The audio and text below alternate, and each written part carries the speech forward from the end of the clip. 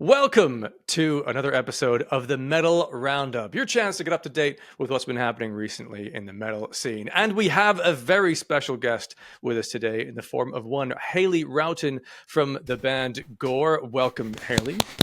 Woo! You got my name right. Let's go. Have people classically not done that? Because I think I did last time. Yeah, it doesn't really bother me. It's just like, it's just funny. It's the worst word I've gotten is rotten. Like if you say Roughton, that's fine. Like it looks like Roughton, it's fine. But somebody been like Haley Rotten, I'm like, you just said that to hurt me. That'd be a good metal name though. Like I'm Haley Rotten. What's up? Yeah. And we, of course, have the regulars in Metalburb, Drew, who's drinking, of course, and myself, Stuart G. Welcome. How are we doing, folks? So we're going to be talking at some point today about, maybe we'll kick off with this, but Download Festival, controversial lineup, very exciting in a lot of ways. Some bands they've obviously got very right in Gore. And also there's been some interesting new releases. Linkin Park have finally released their album, which is interesting. I have some thoughts on that. But first of all, let's start with the Download Festival lineup announcements. This is the UK festival, happens every year in the UK. It's the premier rock and metal festival in the UK. And they announced for the first time 3 new headliners, which has never happened before, in Green Day and Sleep Token and Korn. And the internet collectively lost their minds. And there were 2 camps. Ones were thinking like, this is amazing. Bands for the first time, they're deserved across the board. And then the other half are going like, this festival's been going downhill for years. Where's like Iron Maiden and all the rest? You can tell from my tone which camp I'm in. But before we get to the headliner talk, the band Gore is on that lineup. Haley, your band has been going for less than a year in terms of the releases, and you're playing Download Festival. How is your brain still intact? How are you feeling? That must have been a pretty wonderful day. Yeah, it is. It is 2 very strong emotions of like excitement and gratitude. And then, oh my goodness, I have so much to prepare for because a lot of the bands that are going to be there have been playing live for years, sometimes decades. And I have not been playing live that long. So I, as soon as I got that announcement, I was like, okay, running through the set twice a day. Yay! Oh no. Oh God. And I have like some of my more experienced friends being like, Haley, it's okay. You'll be fine. And I'm like, oh no. But I'm very grateful, but I also want to show people that they chose correctly by putting us. Sure. I mean, if I may, there is time. That's in June of next year. Yeah. I'm sure you'll have other gigs between now and then, so don't worry too much. Maybe not too many, but some. Oh, sure. In front of the mirror, you'll be fine. But also, I don't think you... I mean, well, this is an insight to the artist mindset, perhaps. But like as someone who is an enjoyer of your music, I don't think you necessarily have to prove that you're worthy of the spot. You've already proven that by being booked for the spot. And now it's a case of what do you want to bring to that show, right? Do you know at the stage which of the stages you're on, or is that TBC, depends on things? Or maybe you can't even say. It's not even secret. I have no idea. Okay. And I wouldn't be surprised if it's like a 20-minute set or something. We are one of the smaller bands on there. So I actually don't know, but I'm assuming one of the smaller stages. I would there are 4, and I'd presume you'd be on the smallest again because of the time the band has been around. But you never know. They will try, I assume. Although I am interviewing the booking team for Download tomorrow, so I will ask them these kind of questions. But I would assume that they will be in touch with what is the fan base, how much has it grown, because bands do get upgraded depending on what happens. Like remember they booked Spiritbox years ago, and everyone went, on the smallest stage, are you high? Like it's going to be insane in there. And they upgraded that and it still wasn't big enough for them. Mm-hmm. So who knows? Yeah. That is exciting. And the other thing is, do you know what day you're on? But you probably wouldn't know what other days the others are. So you may land up in the same day as Sleep Token, but you may not. Yeah, I would cry. I probably will cry no matter what. I'll probably cry. I cry a lot. Especially when I'm happy. No matter what, it's going to be so sick. I'm so excited. Yeah, no, that is absolute fire. Man, good stuff. Drew, Burb, what did you see the lineup? Is that in any way on your radar? Because I know it's UK centric, but did that news hit the States and where you are? Oh yeah, it's massive news. like the Sleep Token thing that obviously everyone's kind of going off, just like, oh, why is this band headlining? Oh my god! Like, and yeah, what else would it be? Just more like Metallica. Well, it wouldn't be Metallica, but one of the more like typical metal bands. It's so cool that they're actually putting forward like a modern rock metal band in there. And I just want to say, Haley, on the EP. Oh, I literally verb clap. I literally just finished the reaction to the EP. Even though I've already heard all the songs, I decided to like react to it. Like, no joke. Like, that's legit one of the best pieces of music I've heard all year. Oh, damn. And I think so. It is incredibly consistent. The tones, the even the visuals. It's like, for like a new band, I always say, like, for new bands, it's like, what is the identity of the band? It sounds like 90% of the like other bands in the scene right now. Like, what makes you stand out a little bit more? And I know it takes time, but you guys, it's like, shit, like already the identity is clear. Thank you so much. I'm so glad that you like it that much. Oh, Really. it's so good. So good. Drew, have you heard it yet?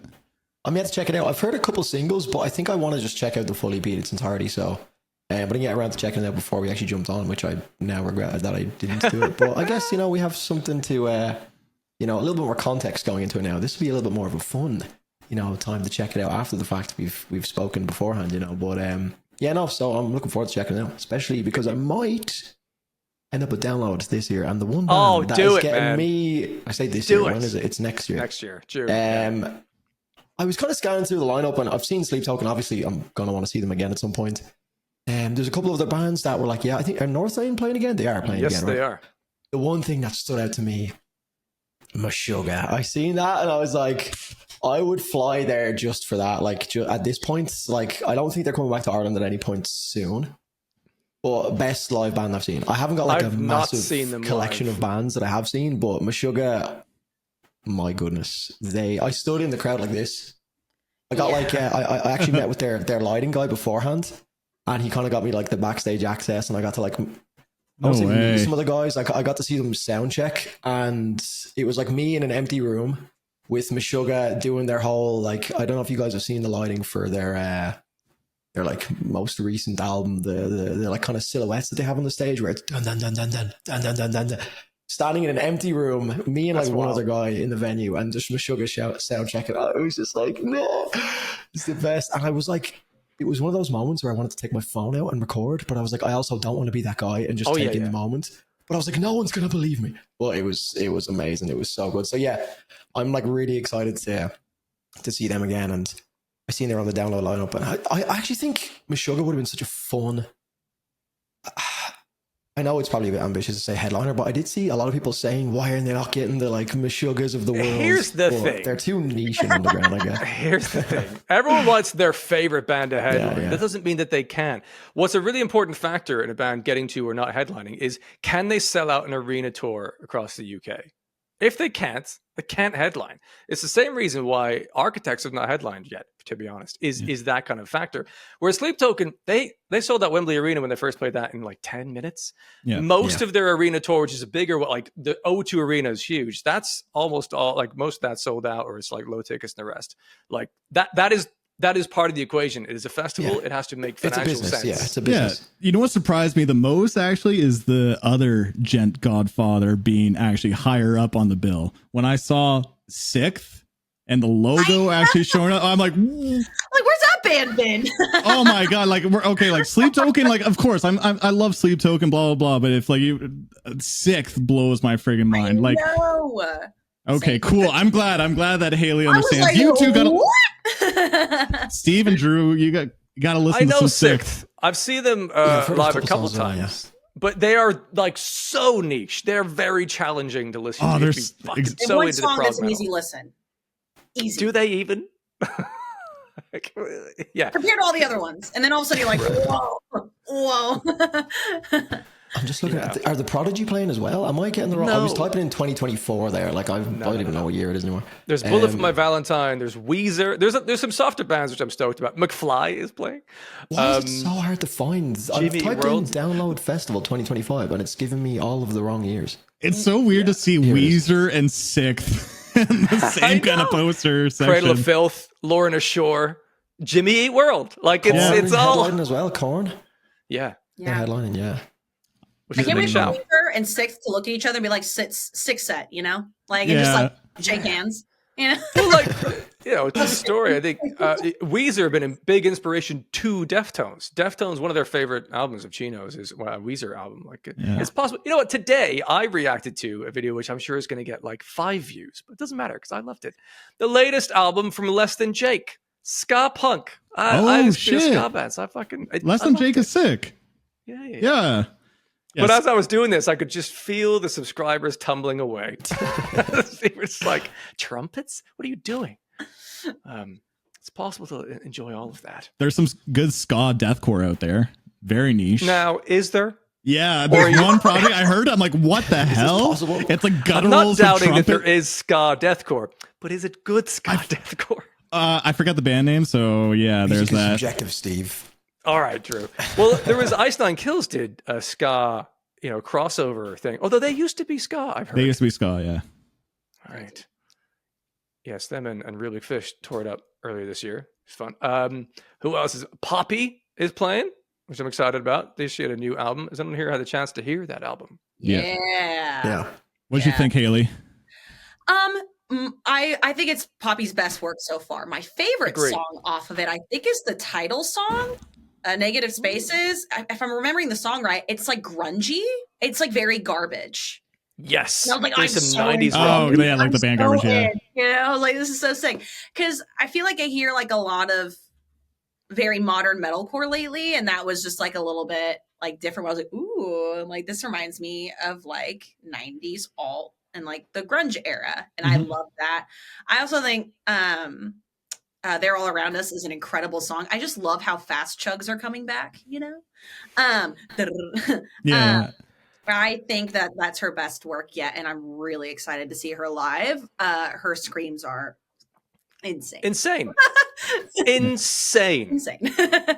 Because like her origin story is obviously the odd internet, hi, I'm Poppy, doing kind of pop weird stuff. But for that person to now be doing the sickest raw like screams in the sort of like a hardcore world blows my mind. She's so good. So good. Now I also loved the album overall. Now I know we'll find out what Drew and Burb think, but like the metalcore songs in that album, the metalcore things in there, I enjoyed them because I enjoy metalcore. They're not pushing boundaries. They're not exceptional in the metalcore world, but the album is quite varied. And I love that within the same album, you have a straightforward metalcore song. You also have the devastating hardcore that was the centers falling out, but you also have like synth pop, and you've got like the 90s grunge rock stuff. Like Push Go is a fucking excellent track. Reminded me of like the Cardigans and Republica bands that I'm not sure if anyone knows anymore. But Burb and Drew, what were your takes on Poppy's album here? Yeah. I don't know. I got some heat in my comment section of my video. Oh yeah, and I don't even want to look at it, to be honest, because like my review, like sometimes when I like review things, I'm like, that was kind of I didn't really articulate myself very well. But with that review, I'm like, no, I felt like I made my point very clear. What the Poppy record is really fun. Like it's a solid record. But it does feel a little artificial to me, a little like manufactured or something. And Jordan Fish, I love his work, and his production style is like, he knows how to bring all these artists to life, but at the same time, a lot of it feels a little artificial again, and just like a little overproduced sounding. And most of the songs on the Poppy album just feel like it's casting that wide net to the metal audience, and none of it really is like, who is Poppy? Even from like the marketing and the visuals, which people don't talk about. It's always the audio. It's like the visuals. Like here's Poppy just kind of like looking into the camera. I'm like, what is she trying to convey? It's confusing. But she's always been confusing. That's what's the message of the album though? Like I feel like I like albums that have like some sort of like meaning that maybe it's not like right on the nose, but like with Poppy, it's just like, okay, this is Poppy doing metal. And like she's crushing it. Like I love the sound of it, and I'd love to see her live, and I want her to like succeed, but like, again, it feels a little manufactured. It doesn't feel very genuine. And I do like some of Poppy's older stuff too. So I've heard a lot of songs over the years, and like I do think this is probably her most honest work from what I've heard, but I feel like it's still not quite there. That's me. Yeah. No, I was much the same. Burb had a lot of the same thoughts that I had. My video hasn't gone out yet, and after hearing Burb got some heat, I'm probably just not going to post the video because I went like full tinfoil hat conspiracy theorist. Always post. So My favorite song on the album is actually Crystallize, which I think is like the least metal song on the entire Yeah, album. it's a good one. But I think it was just because it felt like the identity of that track was, we're just going full pop with this. But I felt like I just couldn't really, like, I came out of the album just not really knowing what I just heard. Yeah, I think Nick Nocturnal describes it as like a modern metal jukebox, which is a pretty decent way of describing it, but it's also like so much more things. But yeah, so I guess as like a modern metal jukebox, it is kind of fun, but it does feel like it felt a little soulless to me. Like the Centers Falling Out was clearly just like the Suffocate track worked really well. Let's try that again. My thing with Poppy as well now, I'm not like too familiar with her back catalogue, and I did see some comments already from like the Patreon video that I posted about the album, where someone had said that like if you know her discography, maybe some of the points don't really hold up to what you're saying. So completely like hold my hands up if that makes sense based on like hearing her whole discography, but just off of what I was hearing. Like for me, I was introduced to Poppy through Van with Bad Omens, which is only like whatever, a year and a half ago, which was amazing. I love that song. Obviously the writing credits go to Bad Omens for that. Like if you actually look at the writing credits, like Bad Omens wrote the song. I'm assuming they were just like, hey Poppy, do you want to get involved in this?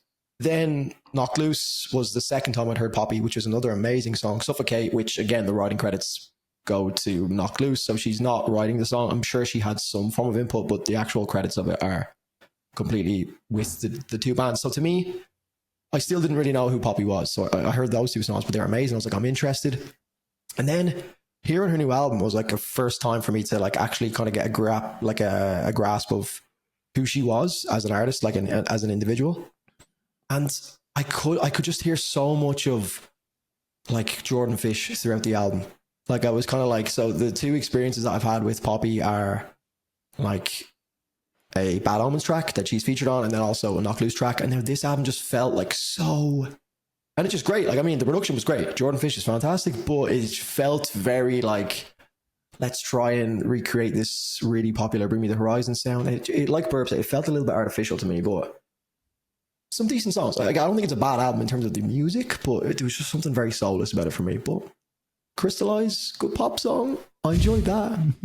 Here's what's tricky, I think, is that not much is known about Poppy, the individual, the person. And that's her, like her whole persona is keep your guessing, don't really know. So we're going to essentially project some things onto her that she's adding space for.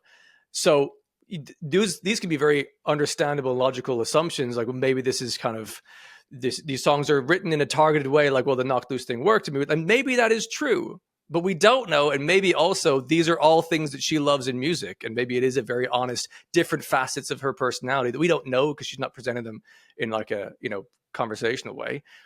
So I think it's one of those things potentially that if you happen to enjoy what she's done and you connect in some way to some things of the past, then you might fill those gaps with things that you like from the past. It might be one of those things that we're kind of putting ourselves into it.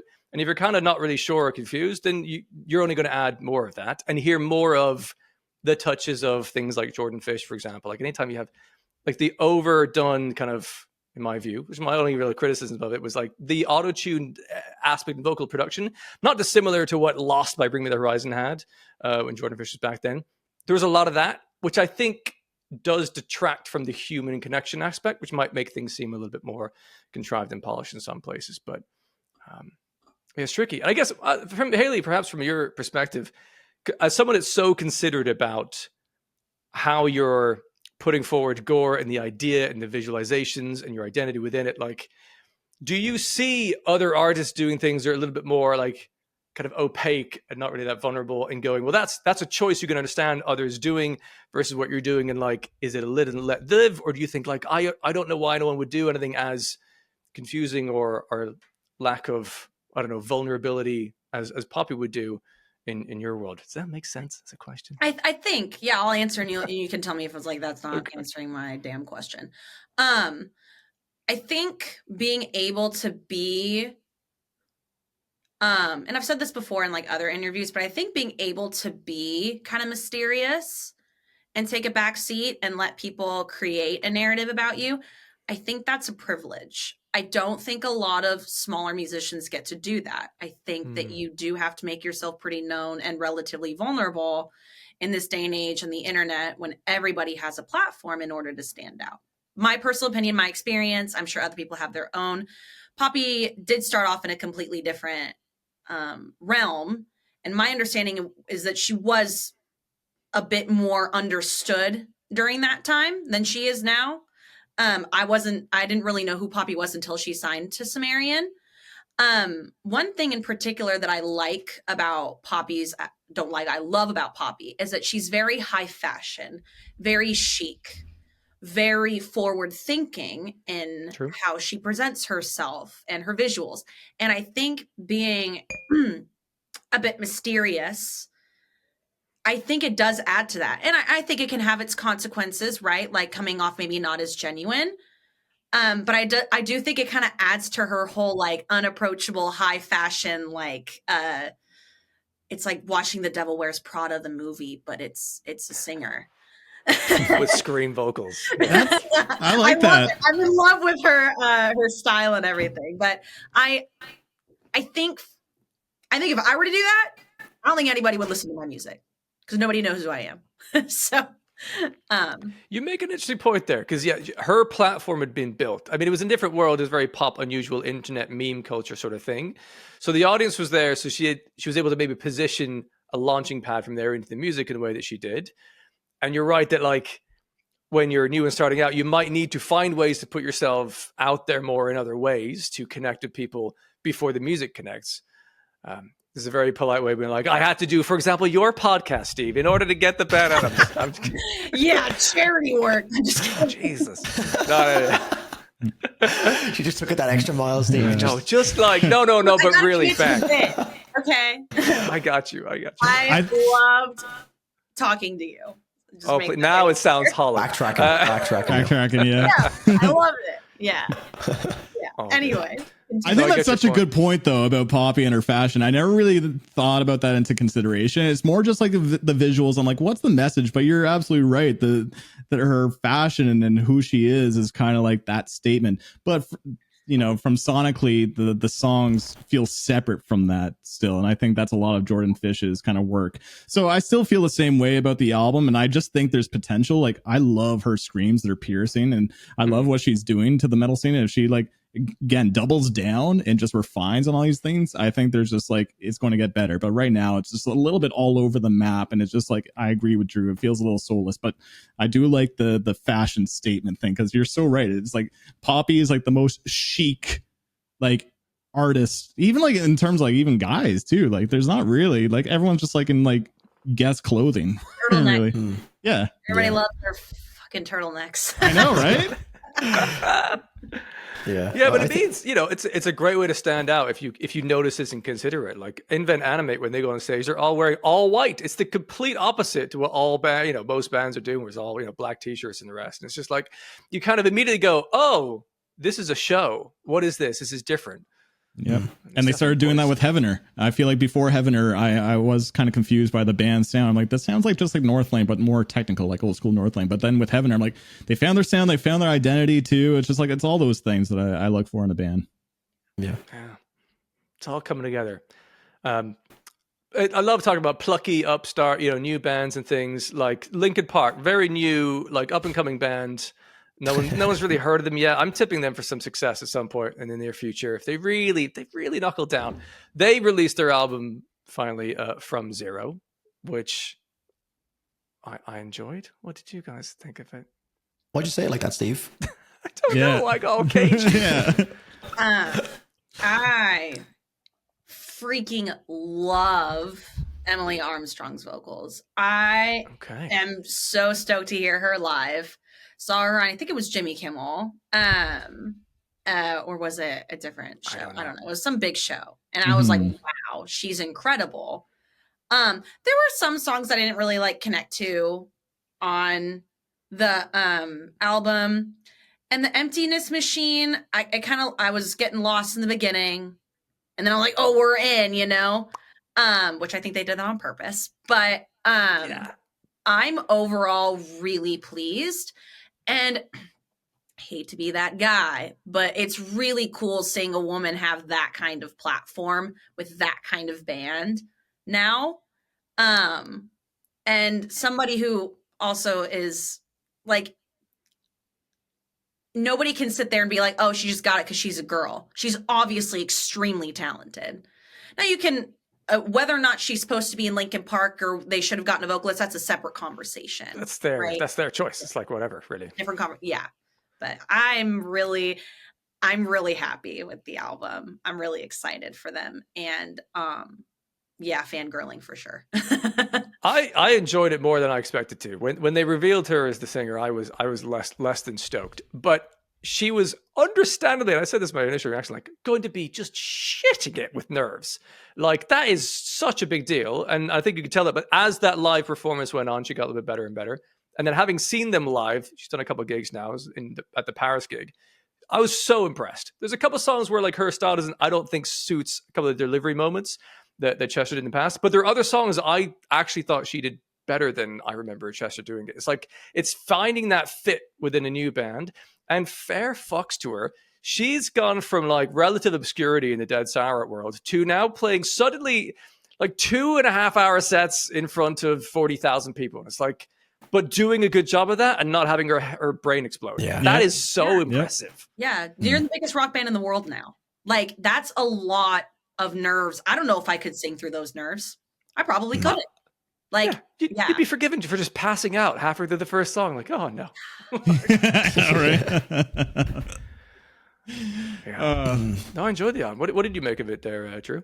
Yeah, I really enjoyed it. I'm just looking at it here, and it was nearly a clean sweep in terms of like the tracks that I really enjoyed, like adding to my playlist and stuff. I thought the middle part of the album was a little bit odd with like Casualty, where it got like, is that the really heavy one, like the really that like didn't land out for of me. character? That's No, the that one song was skip. sick. That That song was the one sick. skip for me. Yeah, I Haley. like heavy. I just didn't feel like they added enough guitar meat to it. It was kind of just drums and screams, and it didn't feel like it really hit. For me, It was punk like rock. really. There's better punk rock out there. I didn't love the song, but I think also the placement of it on the album was really odd. It was like over each other, is such a like almost like ballad-esque song where it's real slow and emotional, and then we just get into this real like dark, creepy atmosphere that Casualty brings, and it's really, really heavy as well. I was like, how did we get here? Like It was a strong true. handbrake turn. It was very just like, you know. And also the Cut the Bridge track was the only other track that I really, and that was like at the start of the album after the Emptiness Machine. I was just like, okay, this could be a long 30 minutes, but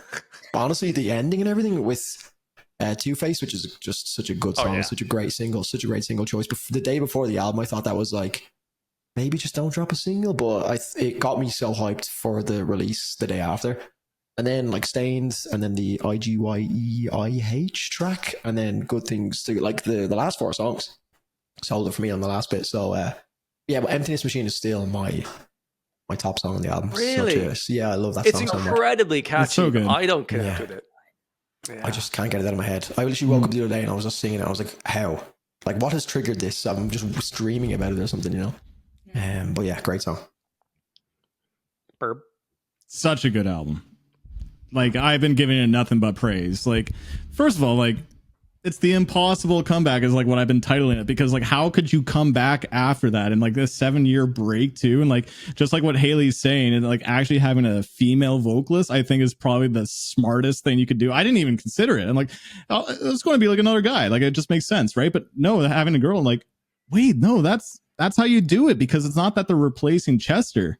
It makes perfect sense. And also, yeah, giving a woman a platform like that too, because the more diverse the scene is, the more variety we're going to get, and the bigger rock and metal grows, which is what I want. So I love how she is fronting it, and that her vocals are just fucking so good. I love it. But like, I love variety in a record, and the album just feels like it's like paying tribute to majority of their albums, like mostly Meteor and Hybrid Theory. But like, dude, there's every song to me is just like good. There's others that I connect with more, like Stained to me feels like a little Taylor Swifty or something, so I don't really care for that one.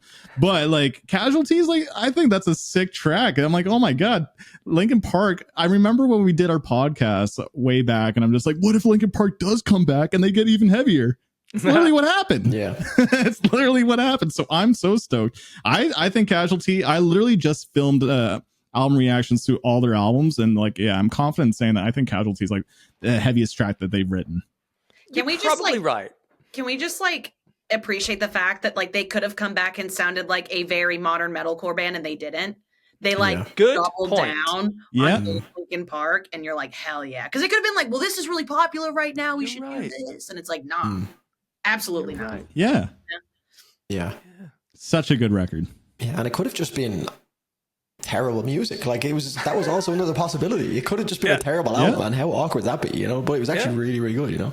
At their stage, they could be surrounded by yes people, just being like, yeah, you're great. No, this is great. And actually, like, it's average and whatever. But actually, it's got heat to it.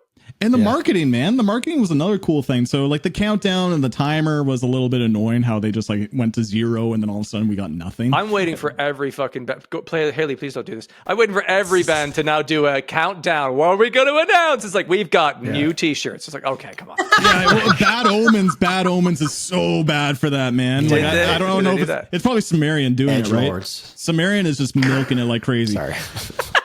We've got a guest, Drew. Sorry. She I might not know what that forgot. means. It's the alcohol. Okay. It's alcohol. But no, the marketing also with like releasing the live stream, and then the first song was Emptiness Machine, the first verse being Mike Shinoda, and then second verse was just surprising everyone. And like they didn't even reveal her like with like this big triumphant moment, This like is with the new lights, a singer. spotlight. We're like, she just who like is showed that? up in a shot. Like literally it was all changed from one camera angle to the next camera angle. It's like, whoa. Who's that? Yeah. I'm like, that's how you do it. And then the single rollout only releasing like 4 songs, also having one that's more emotional, and then the Two-Face right before the album rollout, or the album being like one of the heaviest songs too. Just like that was one of the best marketing releases to an album. Yeah. Since like Sleep Token, probably, yeah. Since Sleep Token for sure. Captivating. Yeah. Speaking of, this is actually a pretty good segue. Proud of myself for this one. Oh yeah. I don't know if you guys have seen, but I seen Rockfeed uploaded the video like 2 hours ago. And the general gist was that, now you guys can jump in here if I'm getting this wrong. I actually meant to write this down, but basically the guy who is the CEO of Download or something. The main organizer of Download, Andy Copping, who books, he's the real main booker. Yeah, he basically kind of alluded to the fact that Sleep Token will have another album out by the time that they are headlining Download in 2025. Yes, I read speculation, but it's a good source. You're not going to get a much better source than that, in my opinion. Yeah, because what's interesting about that is having booked them, he will have insight to their future plans and whether that will coincide with making sense for them to be headlining in June, for example. So he probably has some practical insight there, and he mentioned it in a vague enough way. It's like they're likely to have an album out there, which doesn't mean that they will. And also Sleep Token. So maybe they don't fucking tell you anything about what they're doing. And they're just like, download if you want us, have us. We're going to tell you nothing. But it's enough of a morsel. The whole internet's just like. They edited the article though. That's the thing. So it was published and then Twitter was going off like, oh, new Sleep Token album before download. And then you go back to the article. It's been edited. So that's it? Yeah, that's what I'm saying. It's been a big, big sign. So they might, who knows, they might have to push their album because of this. I think he did a big, big boo-boo there. No, they won't have to push shit. They don't. Sleep Token do whatever the fuck they want. Yeah, but I feel like if I know when a Sleep Token album is coming, then I don't want the Sleep Token album. Like I don't want to know when it's coming. That's what's fun about Sleep Token. It's like just drop something random, and I'm like, oh my god, it's time. It's happening. You sound like my 3-year-old who's just like, I want a yogurt. I'm like, here you go, and I open the lid. It's like, well, now I don't want it, but I opened the fucking. I don't want to know about it if I know about it. I just want to be surprised because that's what they did the last one, and it worked so well. Well, you don't know when. Counterparts did. Like that's like, man, I should do this. Wow. Yeah, Haley. Let's go. Yes. All right. Consistent panel member locked in. Long-term guest, Haley. Very good. I've not heard the Counterparts EP Steve, album. You replaced Haley. I know. Oh, God. Let's hear it though, Haley. I mean, come on, Counterparts. They're so good. I mean, it's refreshing because, again, I harp on this all the time. I feel like I hear a specific sound a lot recently, and they double down on just being Counterparts. You know, like and that could be to a detriment in some way, but I'm not hearing anything particularly new with this EP, but I still absolutely love it. Still going on my workout playlist. The visuals are really cool. The EP name and the cover, like that's unnecessarily hard. Like that's so good, you know? I have to look this up. I don't even know what it is. It's so good. Yeah. It's so like good. a little ornament with like some blood trickling down it or something. Oh, from the neck. Fuck me. Yeah. And the music video it's an angel too. or something, isn't it? Heaven Let Them Die. Is that what it's called? Yeah.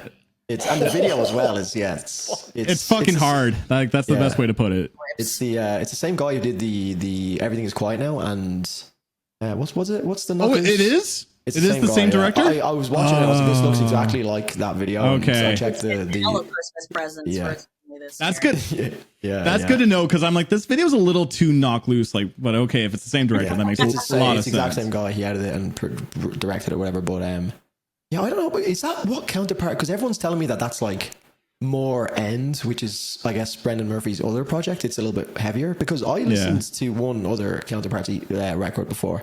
I'm not like the biggest fan. I've heard the 2022 album, Eulogy for Those Still Here. Yeah. I didn't really click with it, and then I heard this, and I was kind of going in just like, I guess I'll check it out. Everyone's telling me and it was so fucking good. I was like, this is not the sound that I remember from their 2022 album. Is that like way off of what they normally sound like? Or When did you listen to that album, the I feel 2022 like one? it sounds really similar. It's really similar. Maybe I need to return to that because when I listened to that, I just wasn't into it at all. I probably When listened was to it, like Drew, that you heard it?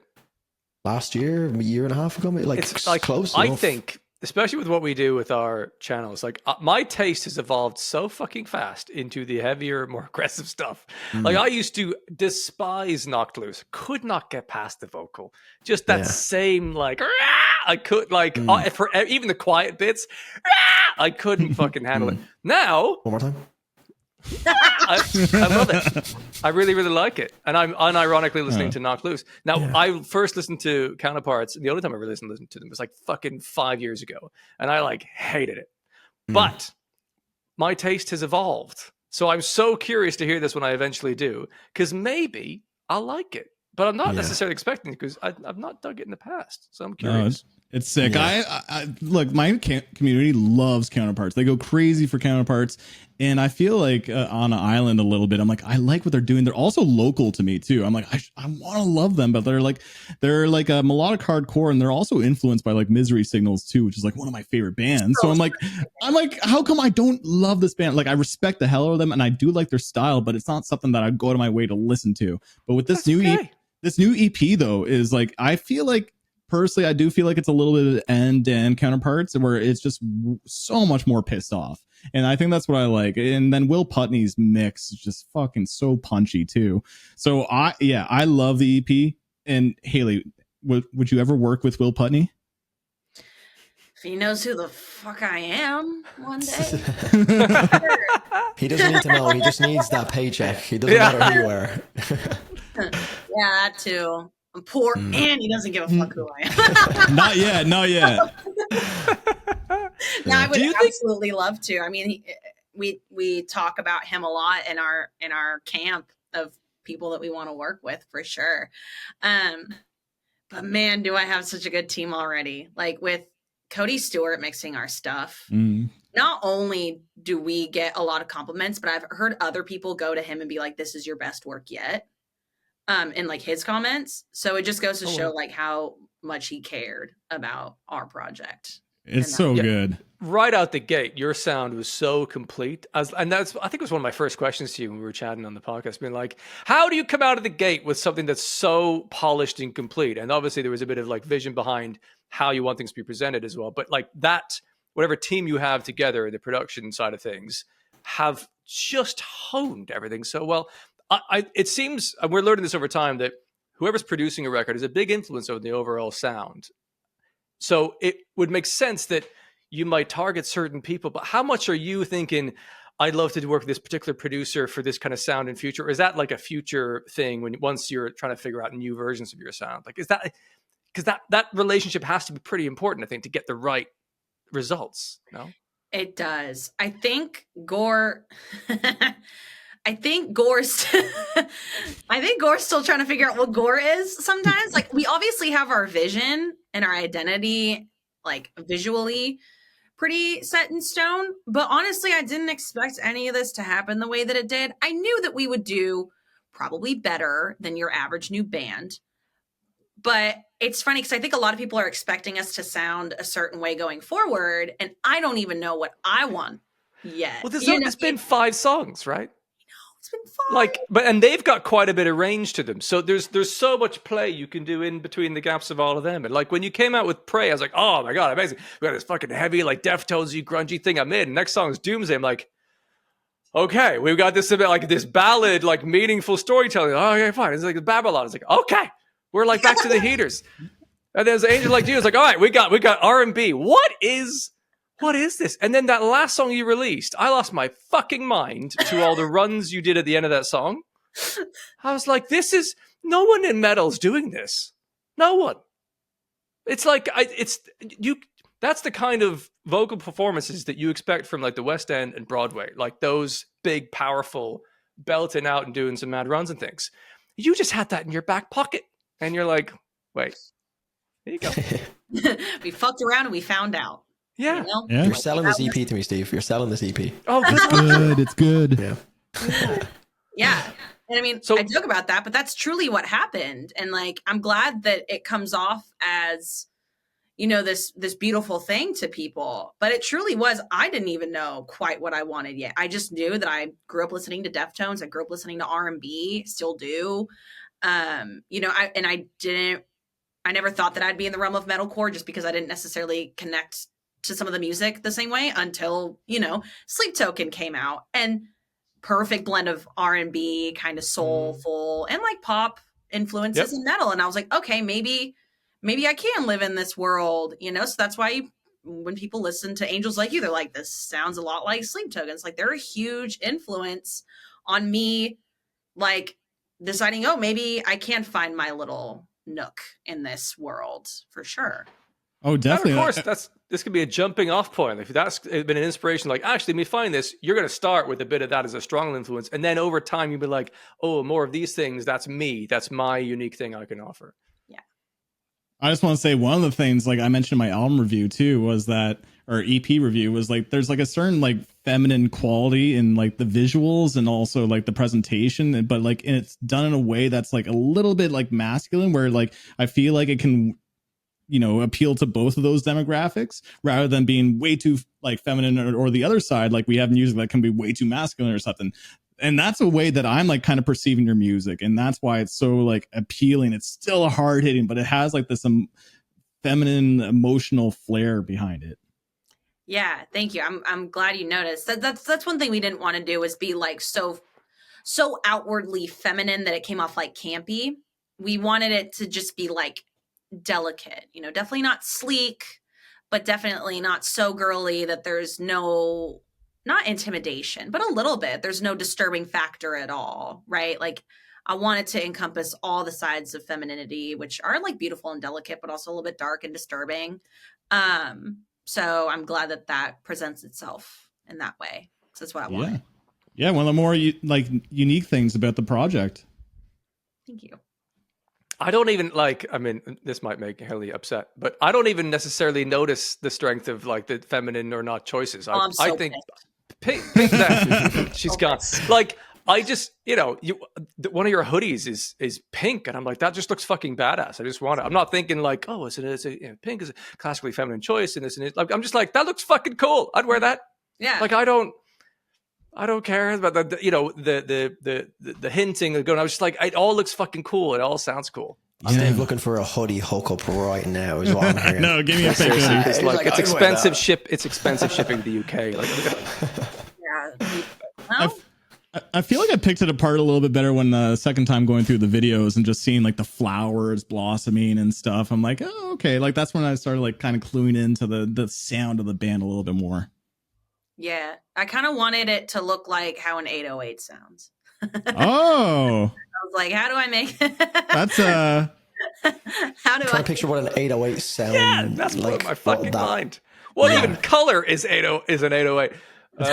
it's black to me. Weirdly enough, I don't know how to explain it, but I see black. Monochrome. That's collapsed my brain. I'm gone here. and yep. Yeah. How many this is one of many conversations 8 hours long where we're just like figuring out the vision that is Gore. When I So say it sounds like would you recommend on a first listen for the entire EP to like go with visuals? Because I find that sometimes the visuals can be a little bit distracting. So would you recommend, Haley, to check it out with the visuals? Because I know obviously that's a big part of the marketing campaign as well with the rollout.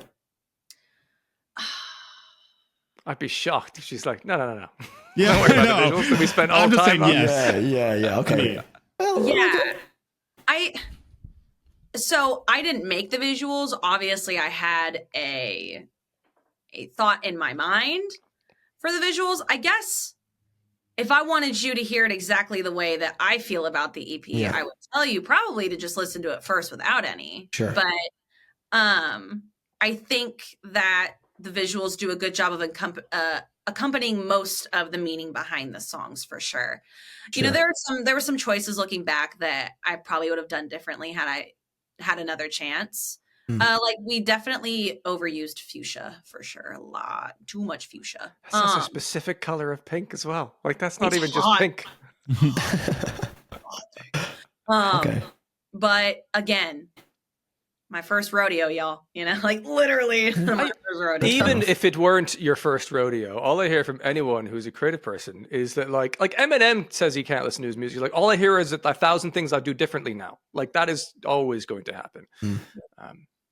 And probably more extreme in your case if you're still trying to figure out like that thing that you want to hone in on. Like I was chatting to Nate from Miracell, who like there seems to be this connected little community in the middle of the US that no one's really queued on in yet, but there's a whole creative bubble that's figuring out Miracell and Stoneside. Like Miracell released a couple songs, and then he's like, on like the third or fourth, like, this I think is us, and let's lean more into this. Like you have to figure that out as you trial and error it. Yeah, Are you working on their videos are so cool, Miracell. Oh yeah, Miracell are cool as fuck. So cool.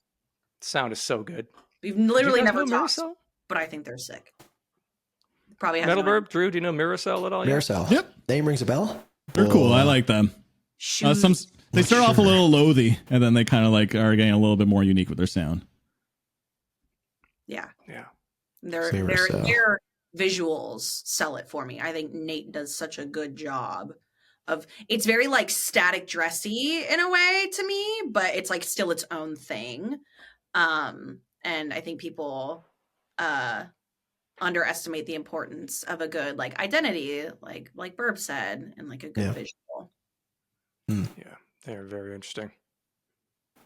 Drew, you were saying anything? Yeah, no. I was actually just going to pivot a little bit because we were talking about, I guess, we were in the sleep token realm, and I guess speaking of relatively unknown bands and smaller bands, but I've been kind of, I'm not obsessed, isn't the right word, but have you guys heard anything by Ice Sealed Eyes? One song. One song. Okay. Are you familiar with their catalog, Burb? Like, or well, they don't have a big catalog, but I've heard probably like 6 or 7 songs by them.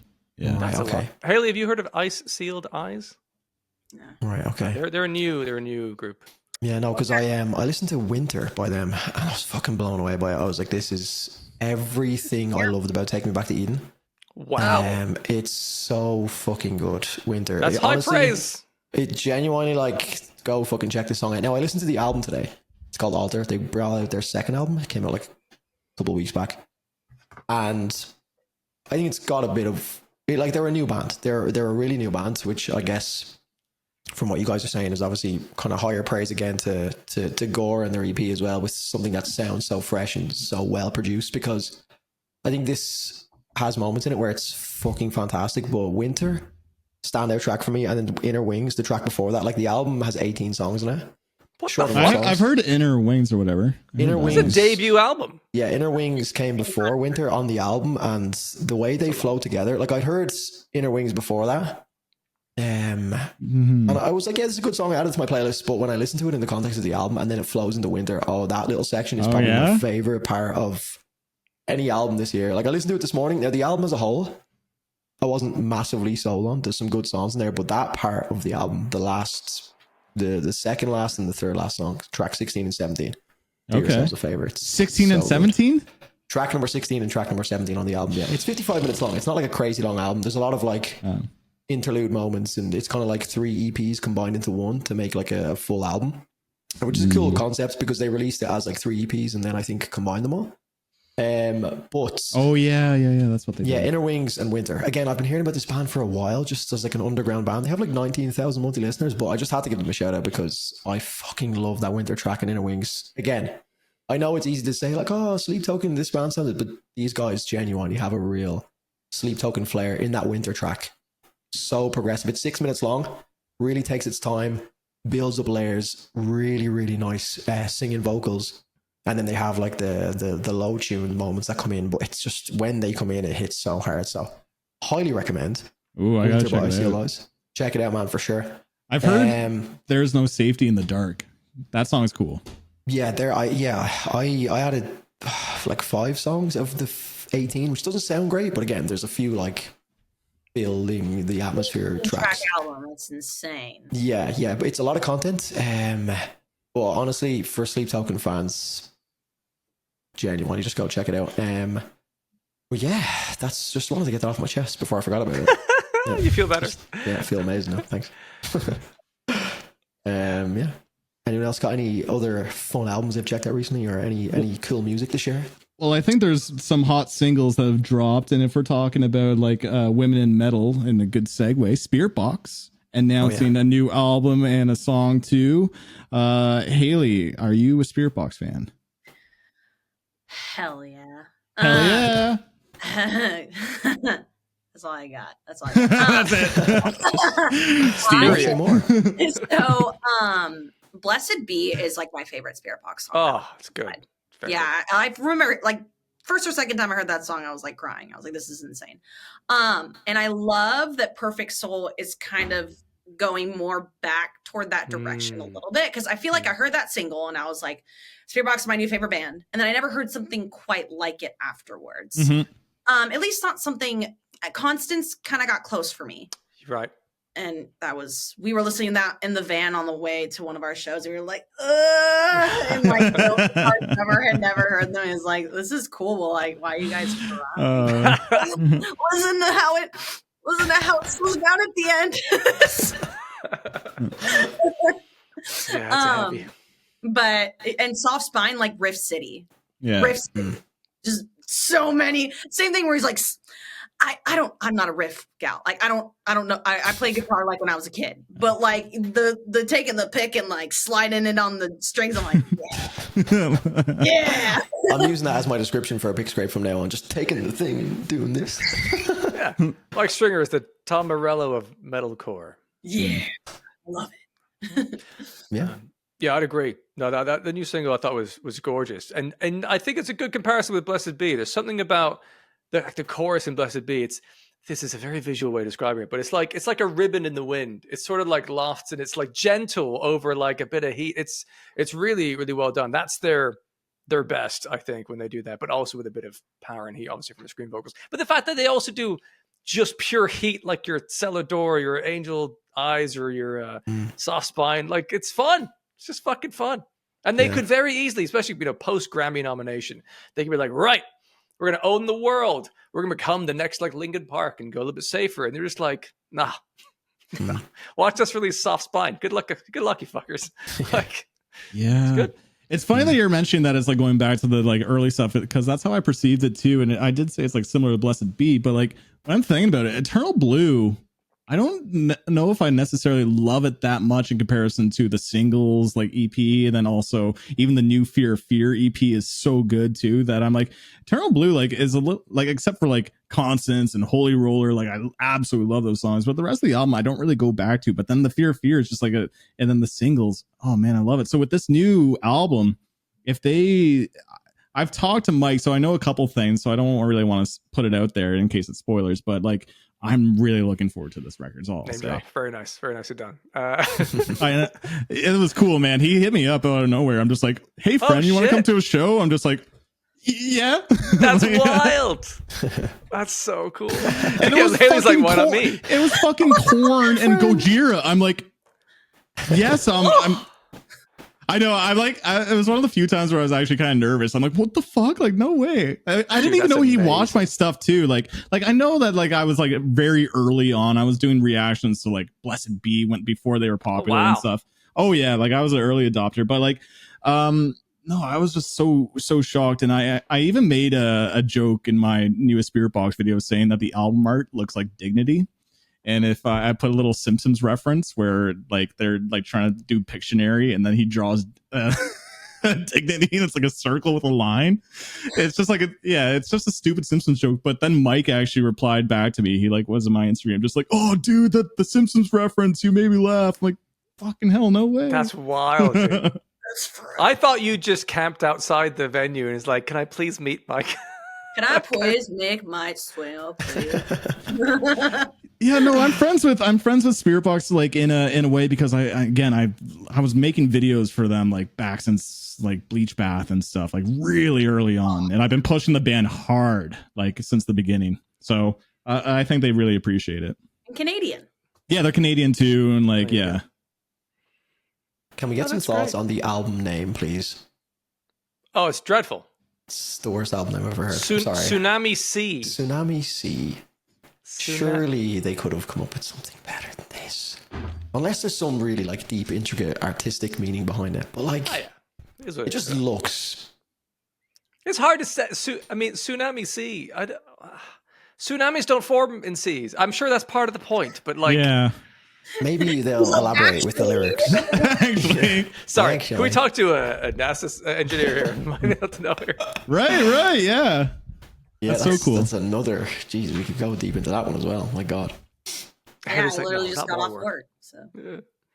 Oh, that's sick. Yeah, no, I think it's about Vancouver Island. I think there's a lot of lore to where they're located. I think I'm seeing that from the visuals. People are trying to pick it apart on Twitter. They're all like looking into the lore of it. So there's a lot going on. I'm pretty sure it's a concept record too. Okay. I'm gonna segue here as a way of just saying a cool thing that happened to me. I got to hang out with Alien Ant Farm a couple of days ago, which blew my fucking mind because I've been a fan of them for a long time. Haley, I have to imagine with your band doing what it's doing, you must have had some striking people being like, "Hey, I like your stuff," and you'd be like, "Wait, what? Who? What's been happening in your neck of the woods?" Couple times. Like I think the most memorable one for me was Chris Motionless just like commenting publicly on our song on Doomsday, being like, "Killer vocal performance. Just heard this for the first time. Amazing song." And that's I was like, crazy. I was like, so cool. I had to pull over because I was driving. I was like, "What the?" I was like, "Let me not crash right now." And then Jacoby, I think. What? Like from reached Papa out, Roach? was like, "Gore's sick." And I was like, "No, Dad!" I'm like, from Papa That's Roach. wild. That's so cool. So that, and then there's been a couple other people, but I think I just get so excited. This hopefully this makes sense. Sometimes I get so excited that I forget. You know, I'm just whoa. And then your brain goes into that's cool, but also that's not real. I'm not gonna that can't like. Happen. Yeah, and those are the ones that I think stood out to me the most. Those are big though. Those are heavy hitters. Yeah. Jeez. Didn't Flyleaf too? I remember reading something. Oh my gosh! Yes, they like. Cool. They have commented on a couple of our things. I talk to some of the musicians sometimes. Wow. You know, it's just I feel like we would fit well with them on a bill too. Yeah. Good plug. Yeah. Really nice, subtle, really good. Yeah, like subtly Christian rock. Let's go. Giddy up. Let's book that tour right now. I will go. So that was pretty cool. Those were all really sick. Yeah, especially Flyleaf. Like I grew up, of course, listening to Flyleaf and Paramore and all that. I mean, that was just like a cool thing, you know, to happen. Oh, and Chris Daughtry followed me on Instagram, and I was like, no way, absolutely not. That did not happen. I've had a couple people follow me on Instagram. I've just made this now like I can't. No one. The problem is, if something wild like that happens, no one can sit you down and go, "Listen, sit down first.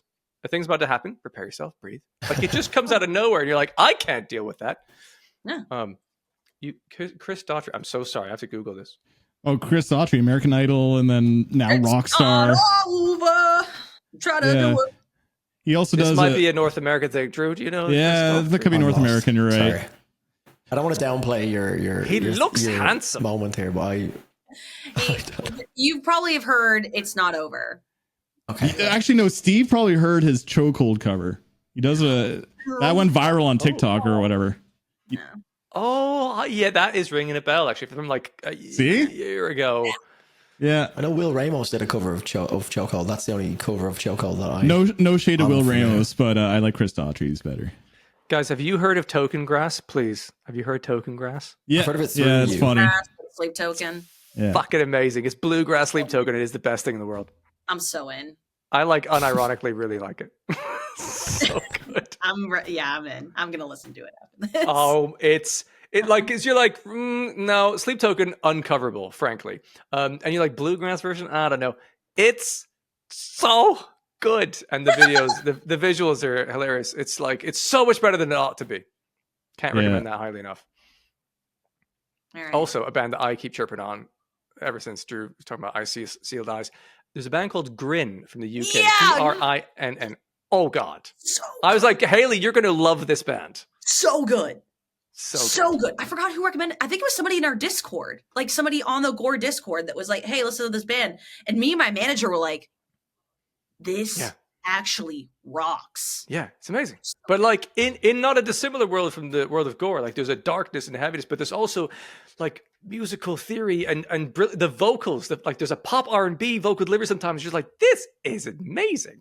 If they just keep going, they're gonna be just fine. Yeah, they're another band that when I first heard them, I was like, how are these bands sounding so good? Like just off rip, just off the jump, just sounds so well polished already. There's like no creases that need to be ironed out. They're already like creative. There's always and already sounding a reason. There's always a reason. And in this case, the main dude, Cam, is a producer of like pop and the rest. And he's been doing bands outside of rock and metal for years as well. Like there is, and so has Freddie, the other guy that's the main kind of songwriter in there. They've been doing this for years. Yeah. Similar thing with like Gore. You were in deathcore bands before. This is not your first rodeo. You've done bits and pieces here. So I will correct you because I could never do those vocals ever. Oh, no? Oh, I thought you said you were in deathcore. Yeah. death metal. Death metal, like symphonic Come on, death Steve. metal. Yeah, don't you know your subgenres? You know what? You know what? Symphonic death metal. I don't know my subgenres. I hate subgenres. Fuck off.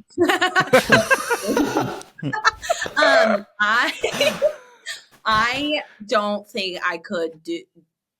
I'm not a big deathcore gal. I cannot get into it, like at all. And honestly, death metal was something that I feel like I was adopted into.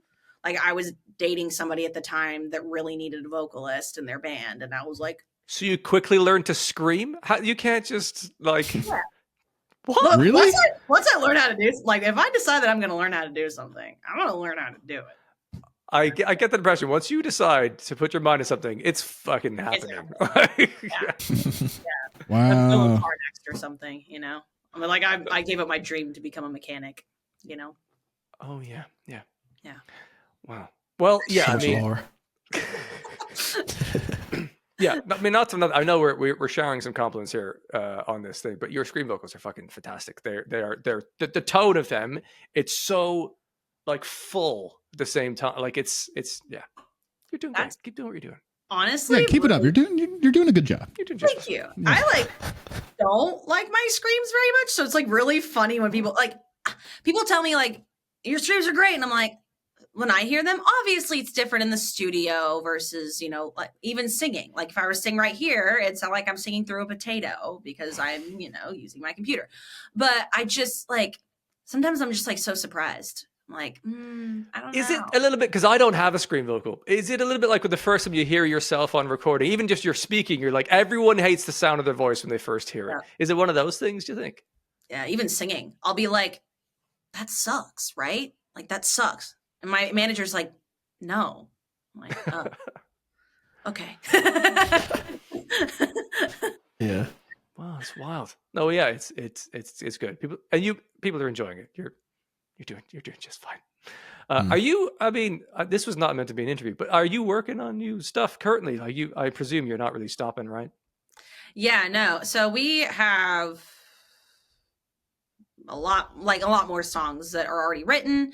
We're also working on more songs. I think we kind of are gradually kind of exploring new sounds. So you're still going to hear a lot of stuff where you're like, oh, that's definitely Gore.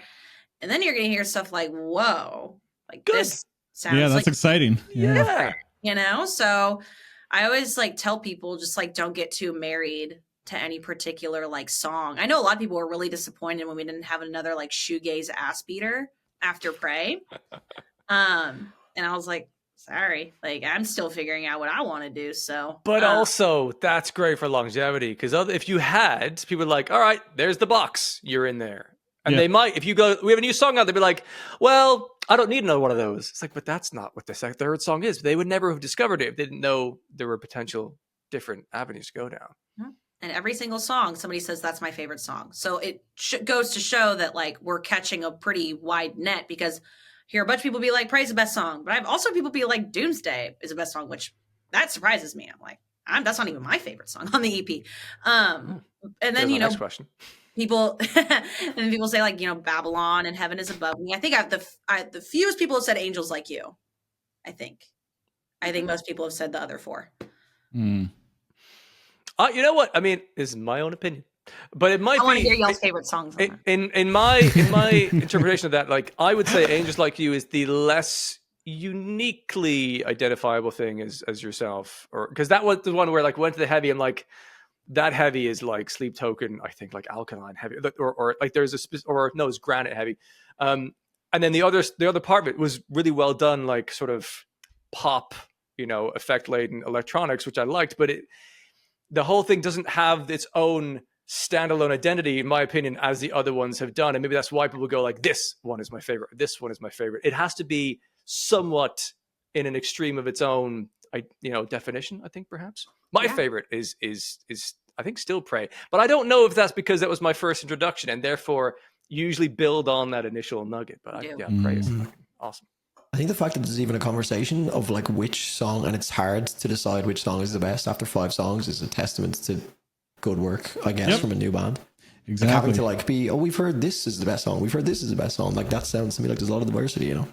Yeah. And Haley, if you want to know, well, Babylon was probably my least favorite song when I first heard it, even though it's the one with the music video and everything. I'm like, I know. Favorite. That and Heaven is Above Me are my favorites. Yeah, well, I ended up really liking it a lot more when I heard the EP from start to finish. But yeah, it grows. But Heaven is Hiding. Is that how you say it? Heaven in Hiding or Heaven is Hiding? Heaven is Above Me. Sorry, I'm thinking of Imminence or something. Yeah. Sorry. My favorite song of yours is the Imminence song that you didn't do. I've only listened to the song 3 times, but from what I've heard, that song just blows my mind every time. Even you saying the Heaven vocal run is just like so memorable. It's like those distinct melodies is what I'm looking for when I'm listening to artists, rather than just like, you know, a lot of the same chord progressions, a lot of the same vocal patterns. But like you doing that Heaven vocal run is just like, that's what I'm talking about. So yeah, I love that song. It's so emotional, hard hitting. Yeah. Yep, that and Babylon are very, very personal. If you had to pick one, Haley, you're welcome. You're welcome. If somebody had a gun to my head right now, it was like, pick one, and then you never hear the other one again. That's not what you asked, but I feel like but I like that it's gone really extreme. The only way I decide. I feel like I would have to choose Babylon. Heaven is Above Me has its own sentimental value because it was the first song ever created. But there's something really special about being able to take a song and projecting that into a vision that is a music video. You can only capture so much with a visualizer, but I was able to help create that music video. Like I had a very vivid image in my head of me singing the lyrics underwater while somebody, in this case, a pastor, is holding me and like drowning me in holy water, essentially. And that kind of, you know, for people who are really interested in the lore, really doubling down on the meaning of that song. Oh, cool. So it's not even just the pure sonic elements of it. It's the entire, as per everything else was with Gore, it's the visual as well is a really important factor. That's interesting. Yeah, that was the only song that I think came out and I like cried when it came out because I was just like, this song means so much to me that like it is crazy that it's now out because I put so much work into like trying to get people to understand this. And like it was it's definitely the most truth I think that I speak in the entire EP in one song about like myself. So that must have been really nerve-wracking then, because you'd never know what the response might be. You're like, this is really me. This is raw. This is the thing I really care about. And then, would you try? I think my impulse would be to try and protect myself and be like, I'll just put it out there, and I don't want to hear any feedback. I just, like, how do you deal with that aspect of the thing? I think being as detached as you can from any sort of outcome is really important.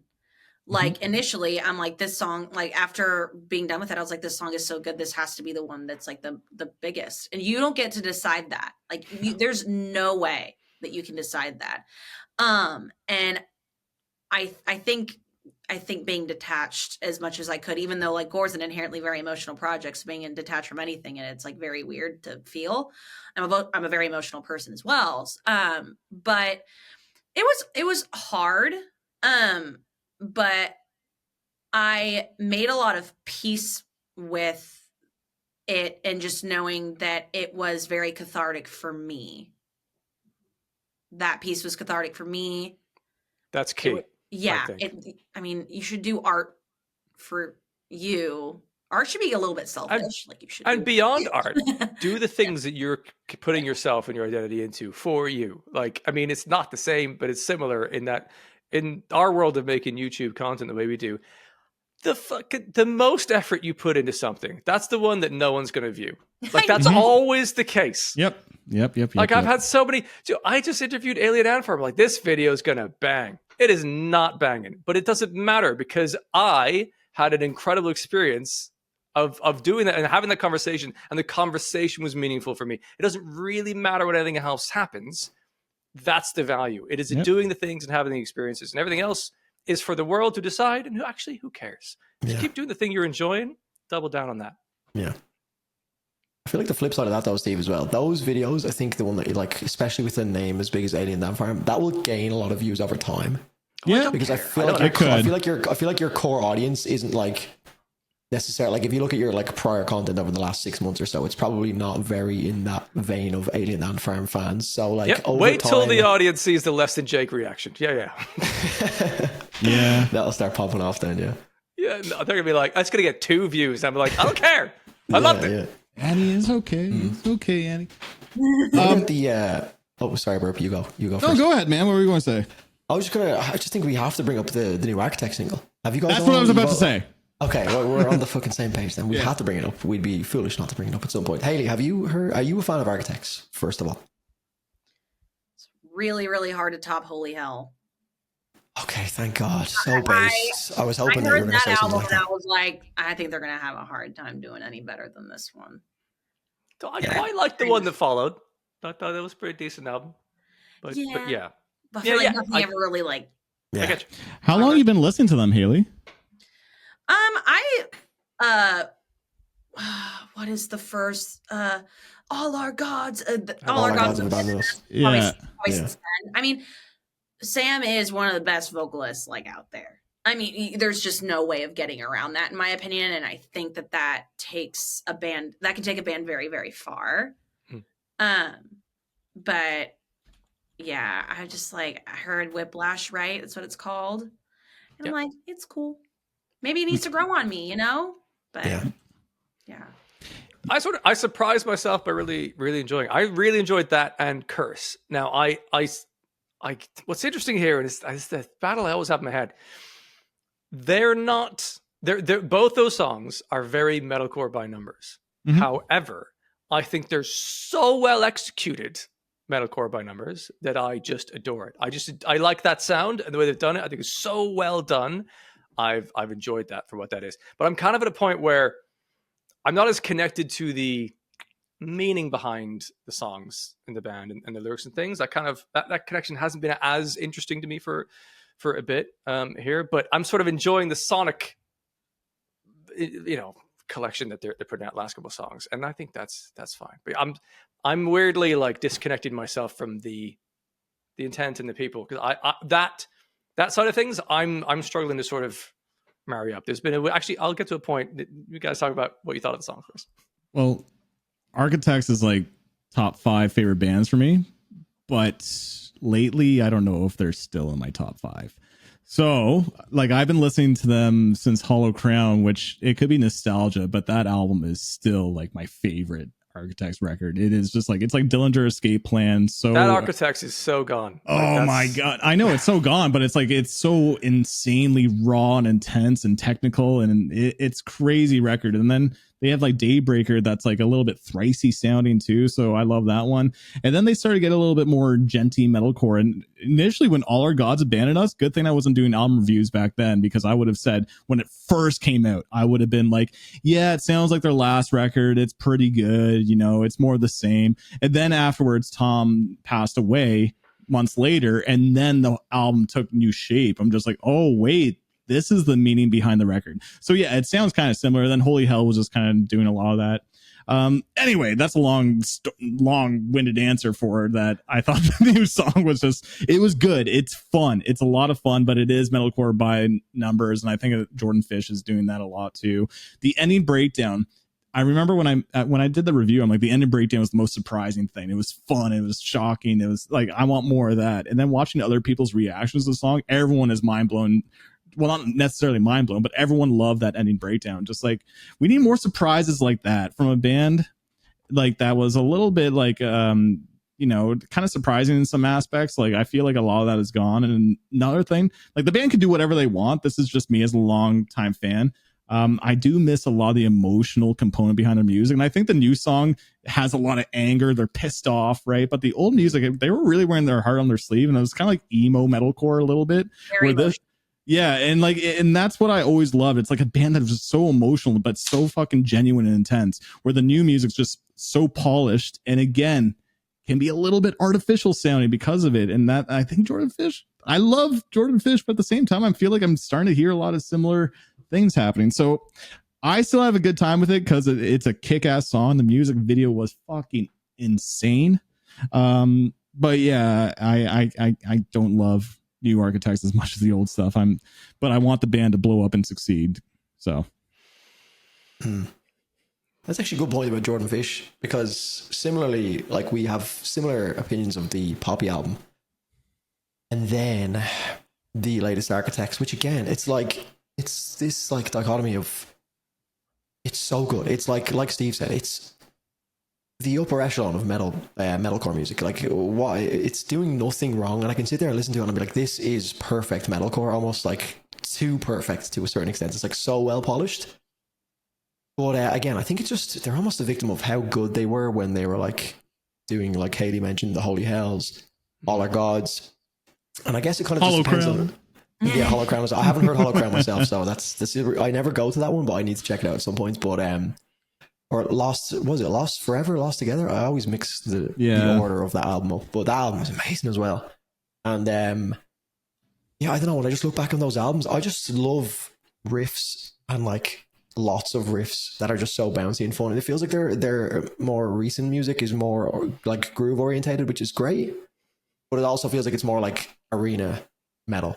You know, it's like designed to be.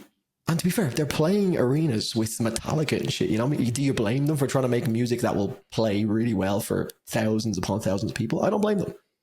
But it's just trying to, like, sometimes, you know, take myself away from that, like, fan who just wants, you know, these fun riffs from Holy Hell and All Our Gods, you know. So I wonder sometimes the music that they actually want to write. This could be a really hot take, but I know Sam is a huge Beatles fan, and like knowing some of the public playlists that they have, I'm like, what are they like? If they could be like a whole different sound, what would it be? I feel like it would just be like a chill rock band. But, you know, to continue the band's success and career, they are writing these massive arena songs, and they're so good at it. Yeah. If I could pull on that thread, I think that might be part of my issue with it. Like, I love the sound of it. I love the song. I love the music. I love the delivery. But I'm not connecting so much with the people, the messaging, and something. There's some kind of disconnect. It is, and to add on to your point there, Metal, it's like they were getting understandably annoyed with fans for being shitty with them by being like, we don't like you anymore because you're not angry. You make your best music when you're angry, and you're not angry anymore. And it's just like, we don't That's like it. A terrible anymore. thing to say to anybody. By Oh, yeah. Horrible thing to say to anyone, because it's like, we want you to be angry and upset. What a horrible human being thing to do, right? Not helpful in any way. And so they like understandably went a whole tirade about like that's really unhelpful and like what a shitty thing to say to us. And then like he said in a recent interview on the back of like this song, I think Architects is at their best is when I'm being really pissed off. Mm-hmm. And it's like, okay, you're on both sides of that argument. And it's kind of it feels to me like they've tried to go in a direction. The audience didn't go with it so much with the symptoms of broken Classic symptoms of a broken spirit. That's the one. And then, you know, for their longevity of the career, I'm now filling the gaps in the same way you guys might have done with Poppy. Like, well, what if it's like, well, if we can recapture the audience, let's do the Seeing Red. Let's go like big metalcore by numbers. And maybe it's not exactly what they'd like to do creatively, but they know that's where we're at our best. That's the heat that people want. And let's find a way to do that in an organic way. But I'm probably projecting my own confusion on that situation, right? I don't know these people. I don't know the real reasons for them writing these songs the way they are. I have to imagine it's very unlikely and hard for an artist to write a song you don't really believe in and put your lyrics into it and something relatable about it if that's not what you organically want to do. So it's a confusing sort of relationship, but I fucking love the songs. It is. They're fun. They're still well written. Man, Architects fan base, I can't stand, man. When they shit on the music not being the same without Tom, or like the band died when Tom died, like it's just like it's such shitty things to say. And then another thing that I get so annoyed about is just like the people's annoyance with the bleh. Like, where's the bleh? Where's the bleh? Like, shut up. One time, and I was like, "Fuck you." Oh, so I was like, "Come, this isn't like that. Like that gets." It's so like it's the basic bitch of like metal is like the people that are just like, "Where's the bleh?" It's like, it's true. It is the basic bitch. And like the thing, like I was saying, like I feel like Architects, their true sound wasn't the fucking bleh. It was them that they were emotional metalcore. That was like their kind of essence. Yeah, like blehs are fun. I love a bleh, but they're not a jukebox. Like that's not how that thing works. Yeah, you know. Yeah, I almost like have it's weird because now when I hear it, it feels like they're doing it to please those fans, and I don't want it anymore. Is that like they did it at the end? I'm like, you don't have to do every song. Like it felt so much more authentic in the likes of like I think I seen a video before. It was like every bleh in All Our Gods Have Abandoned Us, like the entire, and it was like 16 times or some shit, and it's like I need to see that. Somehow that's not overdone because it just felt authentic at the time. It was like, yeah, this is. But now if they're now they do it on one song, and I'm like, I didn't even notice it too when I was like listening to Architects over the years. Like I never really picked up on the bleh until like someone started doing compilations and time. But I'm like, oh yeah, they do the bleh a lot, and then now every fucking band does the bleh. Yeah. It's it's every song on the Gore album that will come out next will have a bleh in it, and I can't wait. I'm gonna have lyrics. There's this one interview that I watch. I don't watch a lot of interviews, but the one that I do remember a lot was Courtney LaPlante talking about songwriting. I think it was on the Downbeat, and she was kind of making fun of, like poking a little bit of fun at like a lot of metalcore lyrics. And she goes, "I did the thing to you, and you did the thing to me," and like saying that's kind of how the premise of all of like the really basic. That's the next chorus, like, "Bleh, I did the thing to you." That's so true. Yeah. You hurt my feelings. You know, like yeah, that's 9% of metalcore lyrics. Yeah, I know. Sorry, Haley. No, you go ahead. I was just gonna say more stupid things. Please, that's the best. We need more stupid things. We're here for it. Well, I just realized there's one thing that we haven't talked about yet. I know we're like, it's a pretty long podcast, but there's big news with Knock Loose performing at Jimmy Kimmel.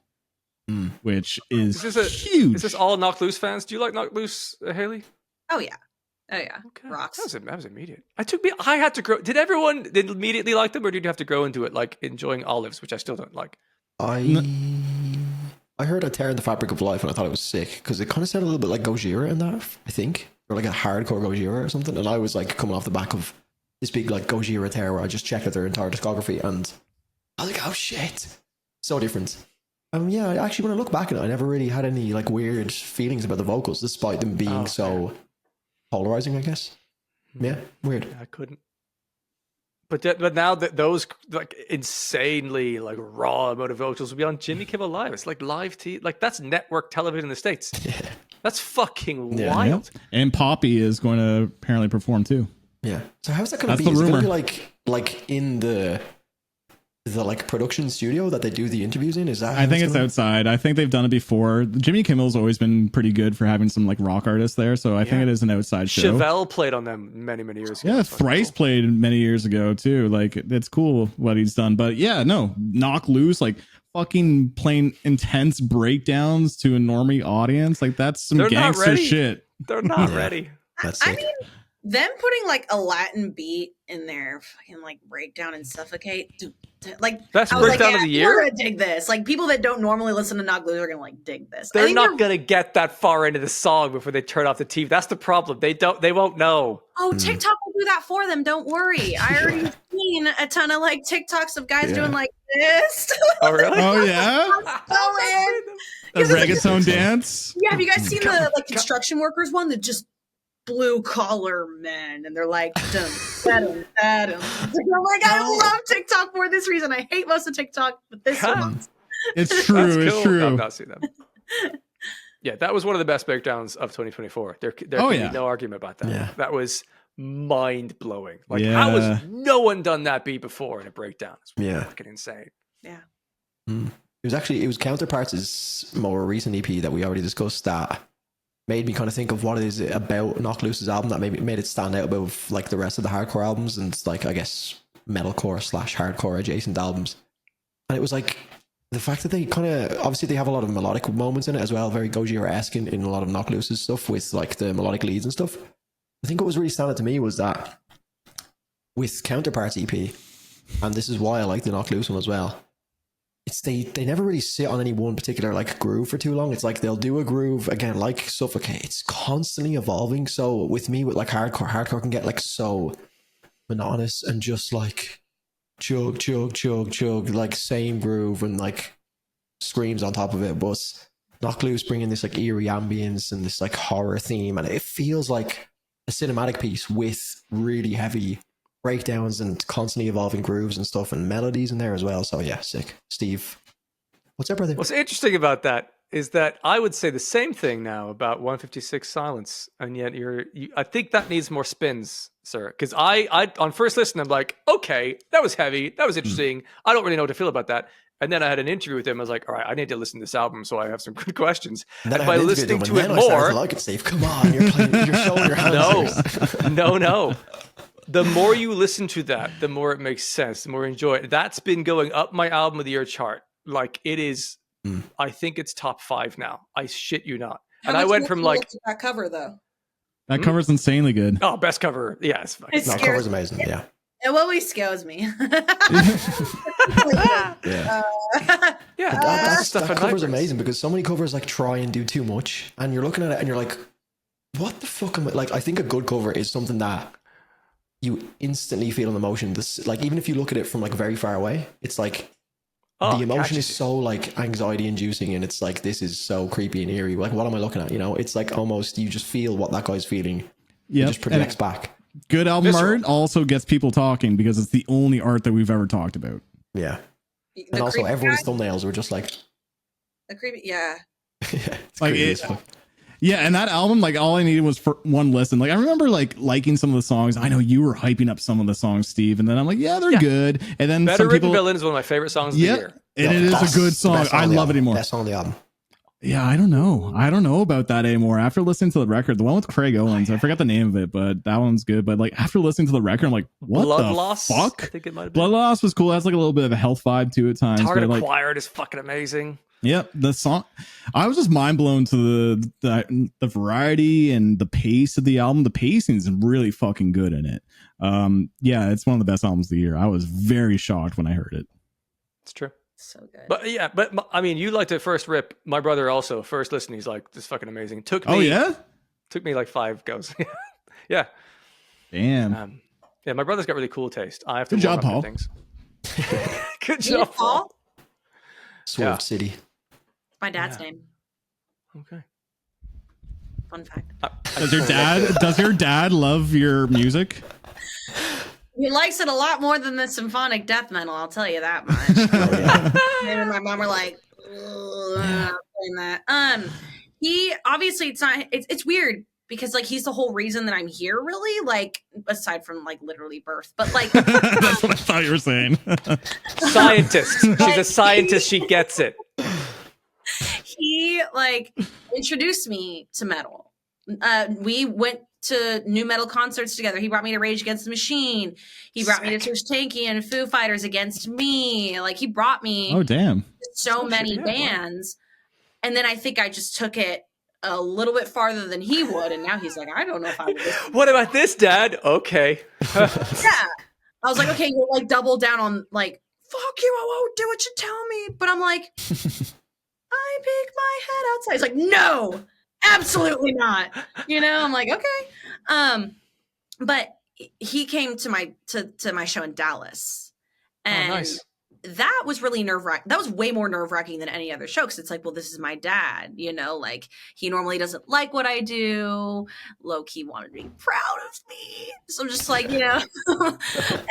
and as soon as I got off stage, he's like, that was my daughter. That was her.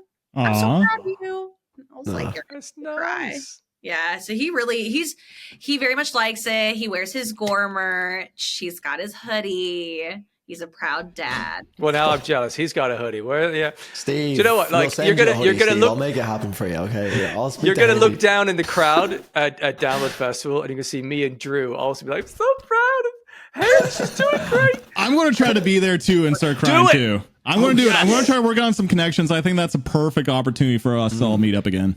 Dude, 100%. The lineup is just sick. Yes. It's Yeah, worth I it gotta for work Sleep some Token and magic. Gore alone. I got to work some magic. I'm gonna be my pink Gore hoodie at my sugar front row, just fucking bouncing around. Oh my gosh, my bassist is like, I can't believe I'm playing a show with Meshuggah. Because him and I are both like death metal guys. Like we both love like the Zenith Passage, Surreption. Like we grew up in like that techie death. I don't know. Hell Any of yeah. those bands. Go on. Necrophagus. I just nodded my Necrophagus. head for you. Yeah, dude. Yeah, yeah. So we like kind of grew up listening to all that stuff. He's like, I can't believe I'm playing a show with them. Like he's so excited. So you guys will both be crying probably. Yeah. Yeah, I'm down. I'm down. Oh man. Well, Haley, we have taken up so much more of your time than we asked for. Thank you very much for your generosity there. I suppose to leave, we might as well. What's coming up in your world? Is there anything other than Download, or is everything's kind of just things in the works? And you know, there'll be more music at some stage in some form. Yeah, I would definitely expect to hear more music before we get on stage at Download. And I think I know what the first song is going to be, and I think y'all will be really, really happy about it. Okay. It's like A ballad, R&B. Yes, let's go. I would actually, low key, I'd be so down. For Same, that. yeah. it's probably going to be like another one that's like a maybe a slower burn that builds up into like ass beating, you know? Spoilers. With the weird Gore production that Cool. like I think Great. makes us stand out. I am really happy for y'all to hear some stuff. Maybe we'll play even more like new songs. I don't know how long our set list is, but that was a cool thing about our last tour was like we got to play 2 songs that nobody had ever heard. Well, actually 3 because of Heaven Is Above Me, but ones that you won't hear for a long time. So maybe we will do that again. Hell yeah. Cool. Amazing. Well, looking forward to it. Thank you very much for joining us for this episode. If you haven't yet, go subscribe to Gore's YouTube. I'll put some links down in the description of this episode. And also, if you enjoyed this conversation, do feel free to subscribe to the Metal Roundup. Thank you very much for tuning in. And again, for our amazing conversation, our guest here from Haley. See you in the next episode very soon. Peace.